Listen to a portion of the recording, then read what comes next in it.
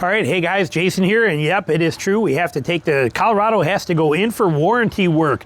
Nothing big, nothing minor, and I will make sure to put that in the description so I don't get these people, that's clickbait, you clickbaited me, this is ridiculous, you had me all worried, on any of that crap, but it's minor, but it's got to go in, and it leads us to something more that we got to talk about on this deal too, about that kind of thing. So as you can see, we are in Georgia, and this is pretty weird to see. You don't see this very often. It's been over a decade since we had any measurable snow here in this part of South Georgia, and we got 4 inches of snow last night. Pretty crazy.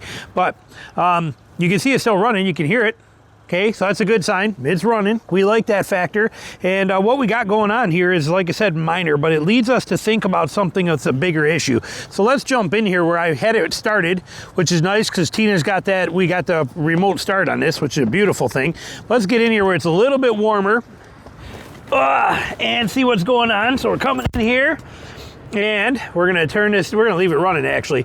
But before we get into my problem, which is insignificant, let's talk about bigger problems that we have and we are experiencing these days. See if I can wipe any of this off the wipers off of here yet. Hang on. There we go. Hit the wipers, got a little bit of light in here. But so let's understand this, okay, the problem and then the lack of a solution in our dealing with this stuff. So first of all, yeah, there's no doubt about it. We have to understand that anything new that we get can break. Okay, we have warranty stuff for that reason. We understand that. But realistically, you have to think about it that every car part that's out there is basically like a 5-cent part that one supplier has that gets turned into, and then 10 5-cent parts go in to make a 25-cent part, which gets put into something else that becomes a $1 part. And then that multiple dollar parts go into that to make it into a $5 part and so on. Okay, look at a wiring harness. Everything is only as good as its weakest link.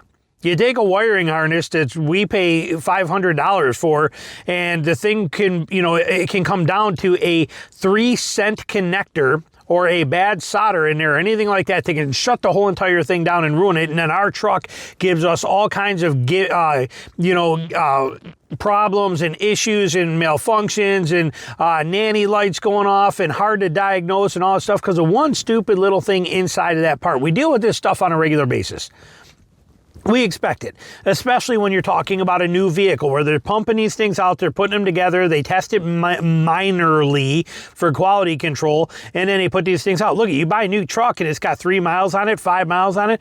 Those miles it's not like they put any time behind the wheel on these things to test every one of them. Okay, it doesn't work that way. So, and it's interesting when they do for some. We watched Tim from Pickup Truck and SUV talking about how his Ram RHO he picked up had 64 miles on it, and he even says in there they knew who he was, they knew his status as a YouTube guy, they knew this stuff, so they actually put 60 miles on his truck testing it to make sure things were right on his truck. We don't get that luxury here in the real world, so we don't, anything can go wrong with ours at any given time. That's what warranty's for. We understand that. Where our problem lies with all this is when we have a problem and we go to take it to the dealership and they tell us, okay, yeah, you need a new one of these. We say, okay, great. Throw it in there. They say, oh, we don't have the part. We'll have to get back to you on that. It's probably going to take a week if it's available. If not, we don't know. And then 4 days later, they call you and say, yeah, you know what? That part's still on back order. And now it looks like it'll be here in about 60 days, 60 to 90 days. You're like 60 to 90 days. Now, in my case with this, we don't know if it's on back order or not. I haven't brought it to shop yet. But even if it is, I got no sweat. Okay, it's insignificant. But when it comes to things that are going to shut your vehicle down, which people experience every single day and they got to wait for back order parts, that's where it's no longer okay.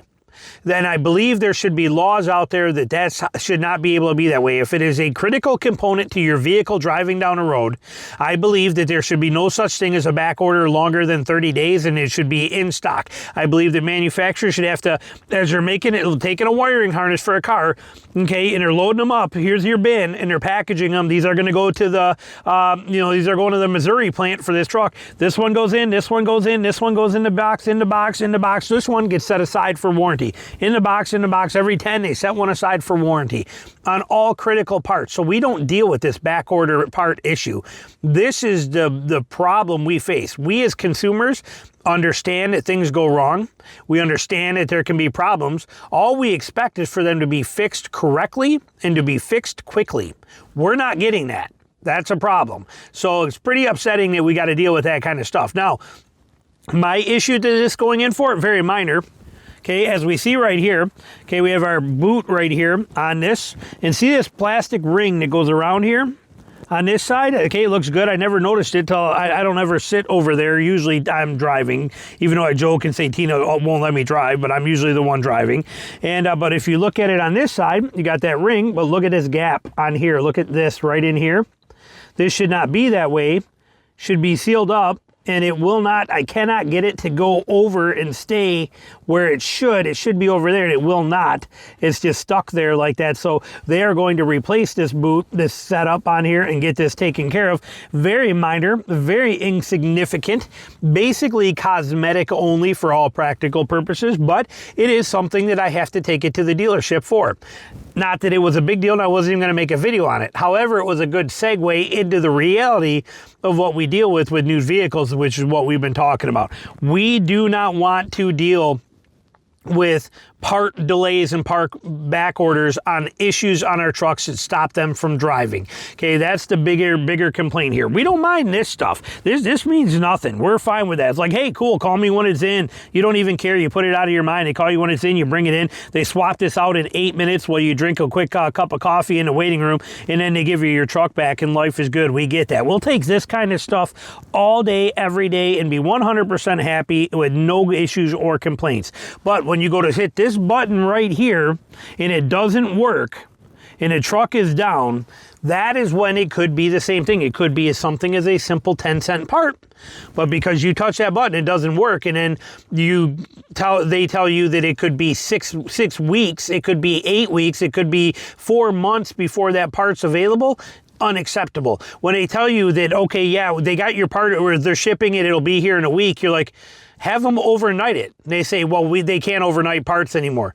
What are you talking about? Overnight the part. I have a truck down. My truck is not running. The part is sitting one state over right there. Put somebody in a car and drive their rear end over there to go get it and bring it back. This is the dumbest thing if you're telling me that it's literally, it's a state or two over. It's 4 hours from me and I cannot have it for a week because of this. This is the stuff that pisses us off. This is the things that we have problems with, that we aren't going to tolerate and don't want to accept. It's very upsetting when this is the world that we live in, and back orders, delays. It used to be where you could go to a dealership and, you know, you bring your car in and they call you back and say, oh yeah, it's got a bad O2 sensor in it. You're like, okay, what's that going to be? No problem at all. We don't have a part here, but we'll have it here tomorrow morning at 10 a.m. Excellent. Call you when the car's done. Fantastic. Oh, your water pump is shot. Okay, what does that mean?